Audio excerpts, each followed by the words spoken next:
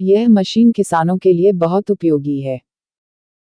इसकी मदद से किसान को मजदूर न मिलने पर मशीन से काम किया जाता है और कम से कम 10 से 15 दिन पहले ही किसान अपनी फसल को बाजार, मंडी में ले जाकर बेच सकता है। इससे अनाज को अलग करके तूरा और भूसा को खेत में खाद के रूप में प्रयोग किया जाता है, जिससे कि खेत की उर्वरकता बनी रहती है। यह एक बहुमुखी कृषि यंत्र है। यह एक साथ ही समय में फसल की कटाई से लेकर थ्रेशिंग, दानों की सफाई आदि का कार्य करता है। इस यंत्र का उपयोग खेत में ही फसल की कटनी, थ्रेशिंग, दानों की सफाई एवं अन्न भंडारण हेतु किया जाता है। हार्वेस्टर मुख्यतः दो प्रकार के होते हैं। इस प्रकार के हार्वेस्टर में पूरी मशीनरी फिट रहती है।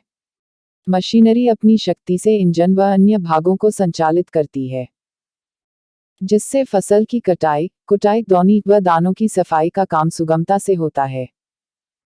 भारत में हार्वेस्टर की कीमत 5.35-26.70 लाख रुपये से शुरू होती है। इस मशीन के उपयोग से एक बार में ही फसल की कटाई, कुटाई, दौनी और फसल के दानों की सफाई एक साथ हो जाती है। ये काम बहुत कम लागत और कम समय में पूरे हो जाते हैं।